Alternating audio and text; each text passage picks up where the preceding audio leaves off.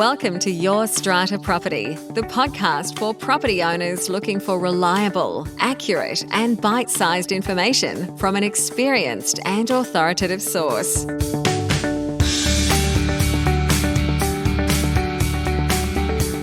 Hello and welcome to this week's podcast episode. I am your host, Amanda Farmer, and my guest this week is James Burgin. James is a keen marketer, designer, and handyman. He is lucky enough to enjoy the Bondi lifestyle in Sydney's east. James's background includes an applied science degree in design, and recently his professional focus has been in digital and content marketing. Through his marketing agency, Brand Within, he supports clients to achieve their goals with education and smart strategies to be found on Google. Now, one of James's clients and friends is Bernadette Janson. Bernadette is the founder of the School of Renovating. She's also a previous guest here on the podcast.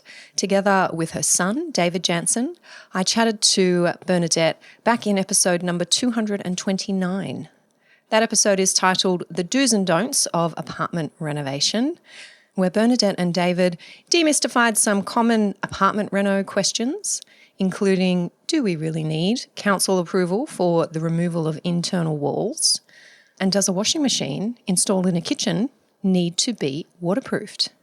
If those types of questions are coming up for you in your building with owners wanting to do renovations, head over and check out episode number 229. Now, the connection between James and Bernadette in the renovation space comes from James enjoying a hands-on role as one of Bernadette's renovation students within some of the projects led by the School of Renovating. And James says this experience has given him the skills and the courage, his words, to manage the recent upgrade of the small Bondi apartment block that he lives in. Now, that upgrade is the subject of our conversation here today. James walks us through how the idea of a cosmetic makeover for his block came about, what some of the challenges were in this process and how he overcame them, the significant value add as estimated by real estate agents that have since come through the block, what he'd do differently, and what he recommends as a first step for owners or communities wanting to get started with a project like this. Now, you'll hear in this chat, we do talk about some photographs of the finished product. James has generously shared those, including a short video where he walks through the common areas. We have a link to those photos and that video in the show notes for this episode. You can access those over at yourstrataproperty.com.au/podcasts. You'll see this episode number 324 in the list. Click on through and you'll find the show notes, as well as access to the transcript. I'll take you over right now to my chat with James Burgin. James Burgin, welcome to the show. Thanks, Amanda. Glad to be here. Now, James, let me know a little bit about you, about your background and your Strata story. Well, I live in Bondi, and even though I grew up on the northern beaches in Sydney, and I've lived in Melbourne and in the US over the years, but I'm very happy in the eastern suburbs now, and I've lived in two different apartment blocks since being here, and this time as an owner, previously as a tenant. So it's been quite an adventure. Particularly in this apartment block, I've kind of gotten to be clearer on my ambitions for the overall living environment and how it can be part of my own lifestyle. When I first bought the property, I remember I lived up the street actually, and I used to drive past it, and then, which is kind of an uncanny thing over the years, that's how I've often bought property, just by it being in your awareness, and then suddenly you end up buying or negotiating. That's what happened this time when the signboard went up. And but I'd always noticed how the grounds were on a corner, and the grounds were just so overgrown. There was trees with fallen branches, and the nature strip was like a jungle, and there was a bougainvillea that was spilling over and sort of spiking pedestrians as they walked past. And so when I moved in, it was a bit of a disaster area from the public area. And so over the years, I've been here about 6 years now, I've been chipping away at it. And then earlier this year, we got to do a major upgrade on the common areas. And we're going to get into the details of that so that we can paint a picture for our listeners. Let us know, how big is this building? How old is this building? How many owner-occupiers have you got? Well, it was built in the 1980s, and there's 6 units in it. There's 3 2-bedroom units, one of which is mine, and 3 4-bedroom units. And 5 of the 6 units are owner-occupied. Okay. And interestingly, when I moved in, we managed the Bondi corporate ourselves. Right. I've been listening to your podcast, Amanda, and listening to all the things that we should be doing that maybe haven't been doing. And I was very inspired by the idea of your welcome pack for new owners, which is, I thought, a terrific idea. Thank you. As an aside, I think you familiar with my colleague and friend Bernadette Janson at the School of Renovating, who I work with. And Bernadette has always encouraged renovators to create a welcome guide, like a home guide for the new owners when they sell a property. So I think it was quite simpatico with your concept of the welcome guide. Anyway, when I came, there was no such thing. But I remember back to when I first did my inspections on the property, and we have a storage area where there's storage cages for the units, and there's a sauna down there, and a bathroom, and I remember seeing these things, and over the years I've kind of had the experience of the neglect of these public spaces. And our garages, which were underneath that, they were kind of grubby. And then the foyer was still original 1980s, so, brown timber walls and ceiling and deep stained mirrors, dark mirrors, and we have a cleaner who's been here 30 years. Who's vacuums, and he said, I've been vacuuming this carpet for 30 years, which is, you can imagine. I mean, it was surprisingly not threadbare, so a testament to the quality of the carpet, but it was so icky, it was just, the whole thing was grubby, and the walls were grubby, and it had red vinyl covering on the balustrade, and me being, I like nice environments, and I always had this feeling of when you come home or you have guests come, as nice as your own apartment may be, the welcome environment was not. The big opportunity to upgrade the property really came because 2 of our owners, who'd been here for one 17 years and one 20 years, they decided to sell. And so I thought that's my opportunity to upgrade, because it will make their sale price better, and it will make the whole place better for all of us. And so that's what we did. So tell me this, James, was this your idea? Is this something that you had to pitch to the other owners to sell to them and get them on board? Or is it something you were all thinking about for some years and the time was right? We didn't even have a sense of community, really, amongst the owners. We have a WhatsApp group, and that was more just logistics of, there's a blackout, or, there was a flooding in the garage, or it was just dealing with dramas, really.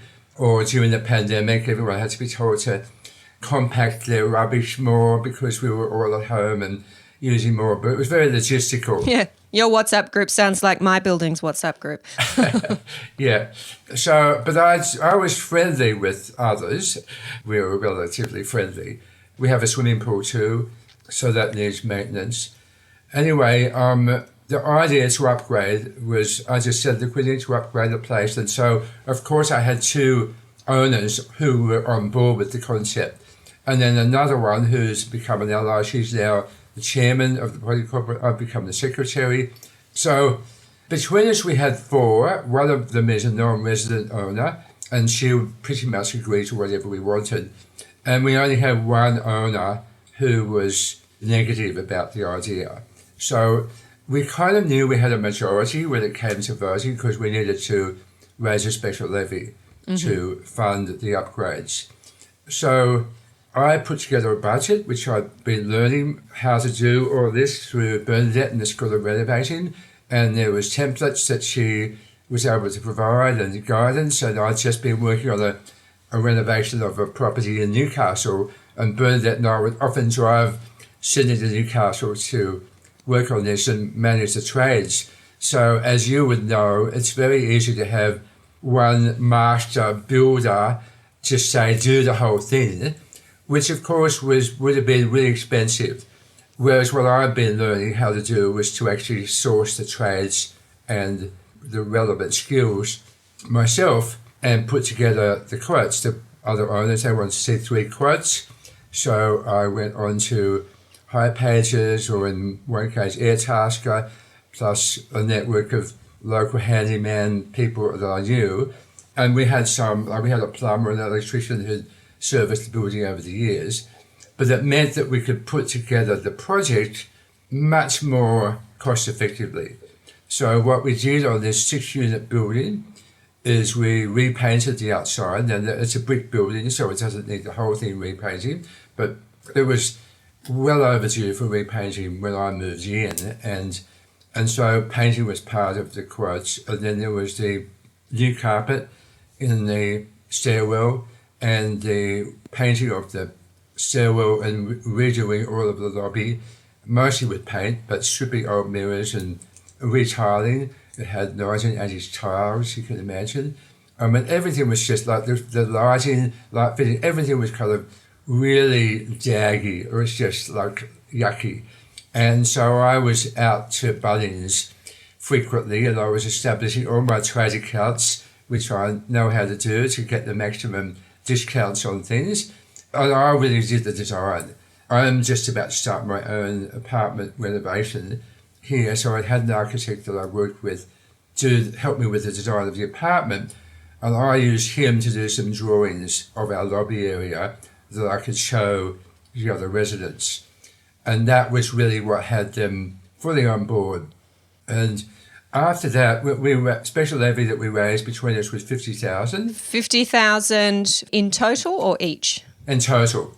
Right. Yeah, which is kind of like ridiculously cheap. Sounds like it, yeah. For what we attempted to do and have achieved. I had about a couple of $1,000 in the budget for landscaping, and in the end we ran out of money for that, but we had a working bee on 2 different days, and I'm happy. So if it makes me happy, then, get agave plants from Facebook Marketplace, and we moved a lot of dracaenas, which were in pots around the back of the property. We planted them out in what I now call the dracaena forest near the front door. So we did a lot of simple stuff, which had a big impact. Now, you've done that for $50,000, clearly with your guidance, your expertise, your skills, James. You mentioned there some buildings may take the option of engaging a builder who can oversee the whole lot and organise the trades. Did you at any stage consider that option, and did you get quotes for that option? Well, I didn't consider it for the whole thing, but because I needed some comparisons, I got some quotes where people, like I got one company that quoted on painting and tiling, and so like multiple pieces together. And I mean, we were looking at like, just for some of these quotes, $70,000 for tiling and painting, and that didn't even do, lighting or cleaning. We gurneyed the entire brickwork of the whole property, all the paving and the pool area. I mean, we put a lot in the landscaping. So I did get comparison quotes, but I didn't get one master builder to quote on everything. I did have very thorough scopes of work written up, which I learnt from Bernadette, and so I could compare apples with apples. I had about 4 or 5 painting quotes, but in the end, I had one unsuccessful painter who worked with us for a week or two, and I'd used him on another project, but he wasn't working out, so I moved on and I fired him. And then late at night, I thought, can't stop this project. Late at night, I went on to Airtasker, and at 11:30, I engaged a Korean painter to turn up the next morning, and he was fantastic. We did short-term on Airtasker, and then we took over and paid him direct. But he worked with us to finish the project, which was over a number of weeks. So that was really the only sort of glitch. I had another kind of low-cost worker who had to get his own white card to get all professional for our insurances, which he did. And he was kind of our labourer doing lots of work, but I was really the project manager, and I worked damn hard. Well, that's one of my questions, James. You mentioned working at night. I know you've got another business and other properties. Was this a labour of love, or do you see this as an investment? How do you justify doing all of this hands-on work?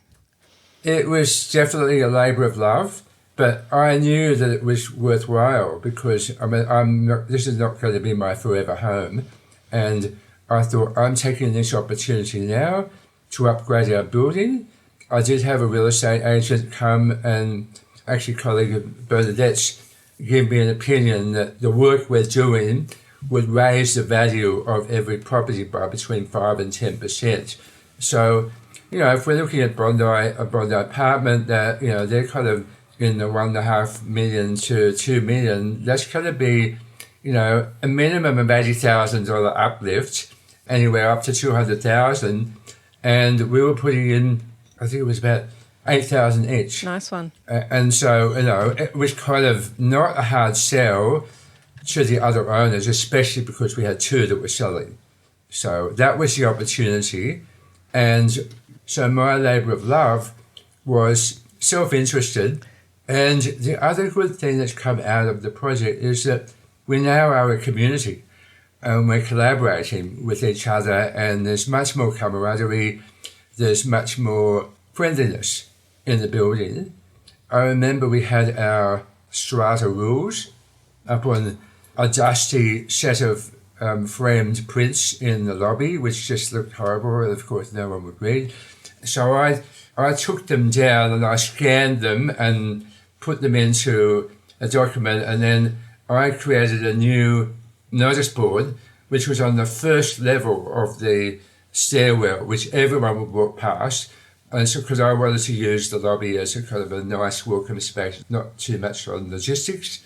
So I put a notice board up, a pin board with which we've had photos of our working bees, and the rules and regulations are up there now, and there's a post-it note so anyone can leave messages. So that made a little sort of focus, and when we did the lighting, I put a spotlight on that. And then the other thing I did over at the general look was I'm a keen photographer. And so over the years I've photographed around Bondi, and I got a whole series of my photographs and turned them all into black and white prints, framed them with the cheapest frames I could buy from IKEA. And they're all the way up the stairwell, as well as large ones in the lobby. So, I'm really proud of the result, and everyone loves it. So I can imagine. I would love, bearing in mind you're a keen photographer, James, I would love some photos of your building if you don't mind. And I don't know if you have any before and afters, and maybe we can share a link to them here. I do have before and afters, yeah. That'd be amazing. Yeah, I do have before and afters. And interestingly, when I first moved in, I had a carpet redone, and I found the kind of commercial carpet place from the apartment that I rented before. I went back to them, and they gave me the best quote of all for the carpet. So I took photographs of the workers when they were there, and they had a little competition, their company. Leave us a Google review, and you'll be in the running to win a Bunnings voucher. I thought, I'm going to win that. And so I took photographs and gave them a glowing review and put the photos up. And now I know 1,000 people have seen those photos on their Google listing. And I won the $100 Bunnings voucher. So happy days all round. Good on you.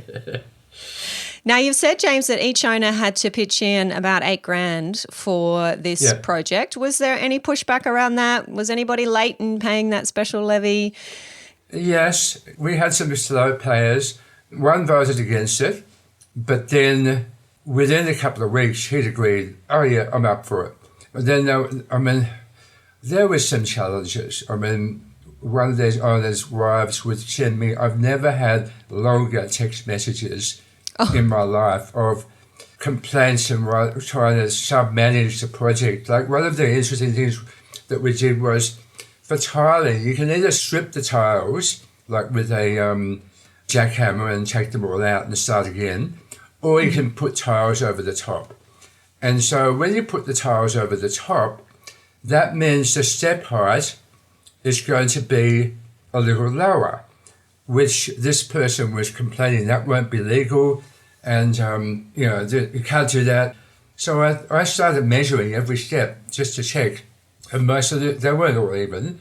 And so my solution was I created 2 thin pieces of plywood for the first 2 steps. So I evened out the height, taking into account the new tiles.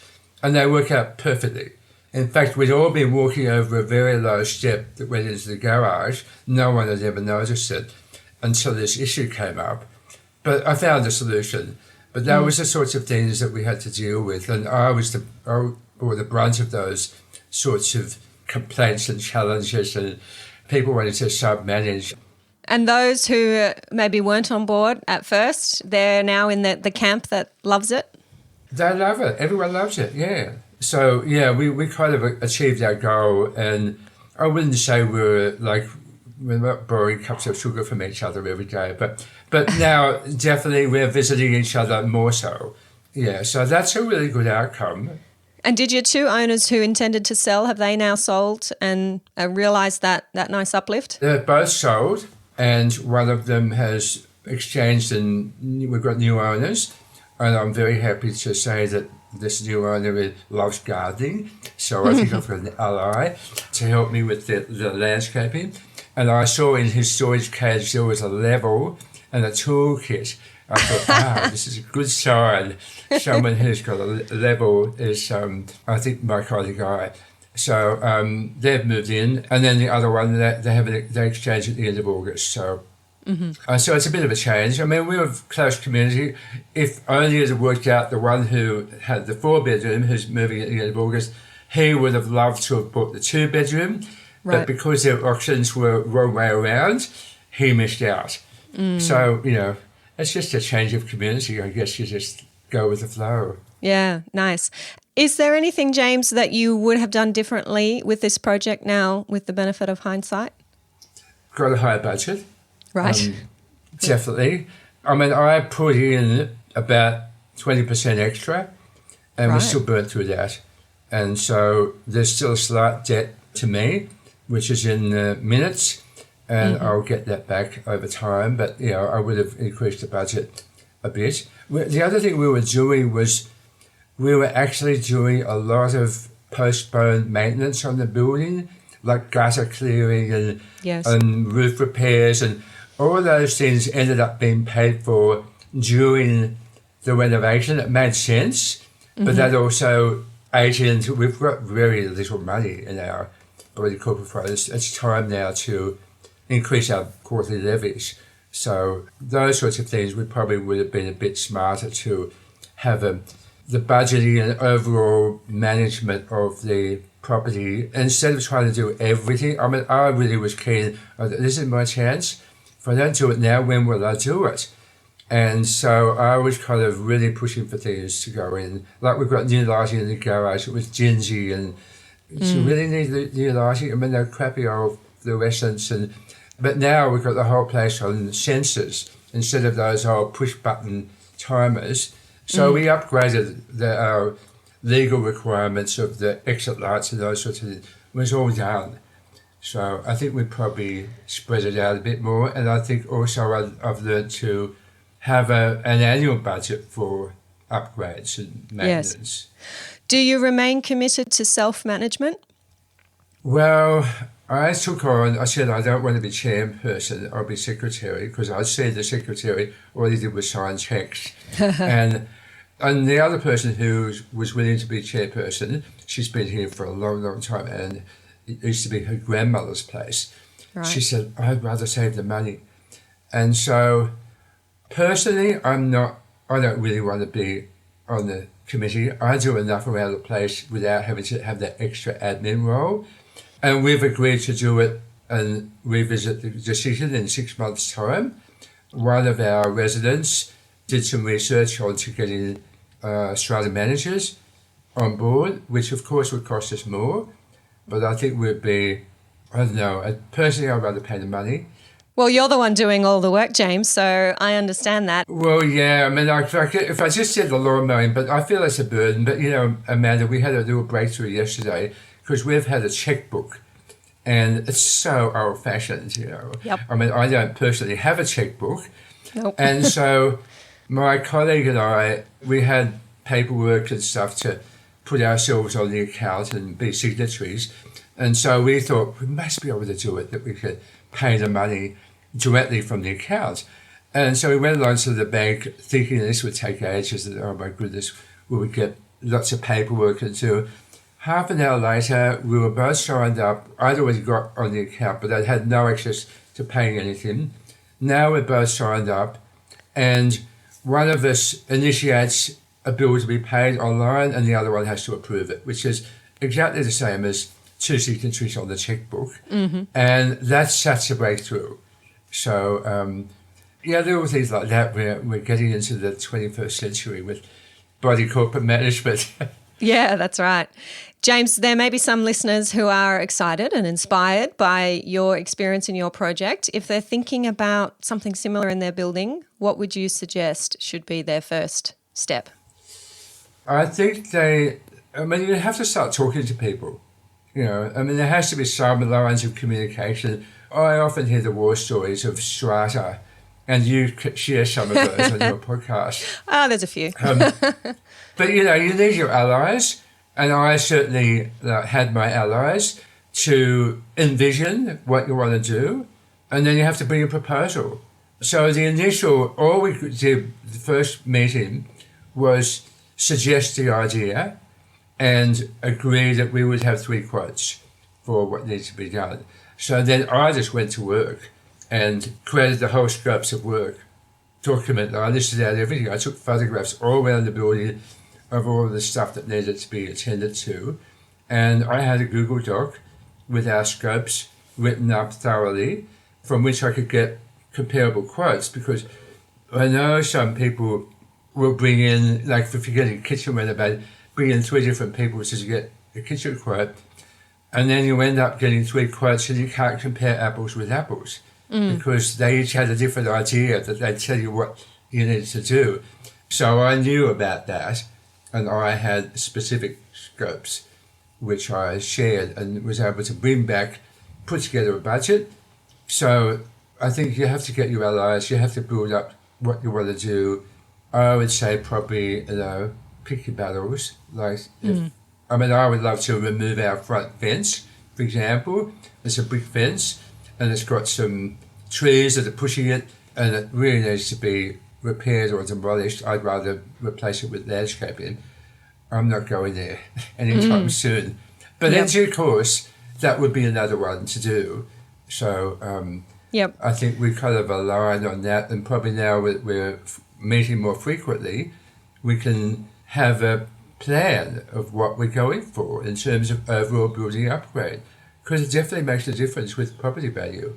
And you're all proud of what you have now and proud to have visitors come through, and I'm sure you want to maintain that and even continue to improve it where you can. Absolutely. It's more joyful coming home every day now. This is a walk-up block and I'm on the top floor, so it's a staircase of 3 levels. And now there's photography all the way up with nice colours and new balustrade, and I removed some of the old curly stuff that was really 1980s and put in some more very minimal changes, but it modernises the whole thing and it feels good. Yeah. So, now, you've said there, James, that a lot of your skills that you were able to apply through this project, you learned through Bernadette Jansen and the School of Renovating.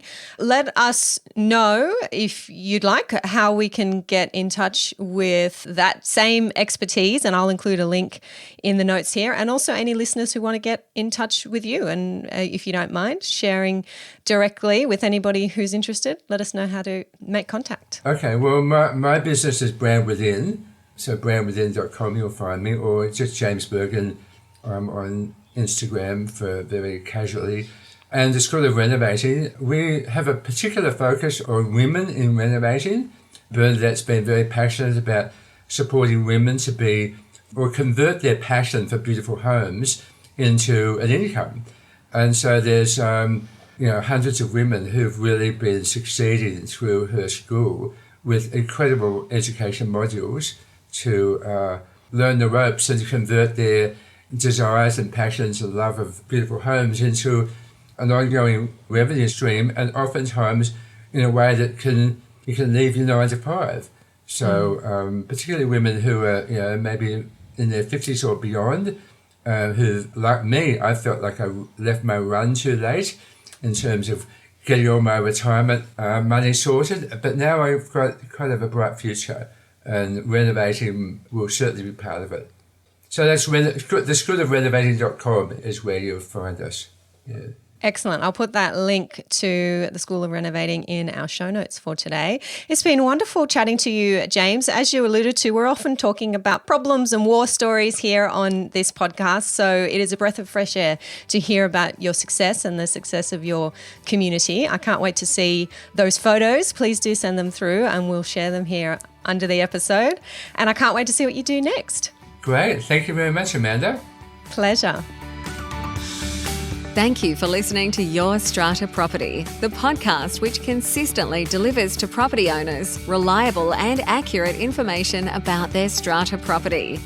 You can access all the information below this episode via the show notes at www.yourstrataproperty.com.au. You can also ask questions in the comments section, which Amanda will answer in her upcoming episodes. How can Amanda help you today?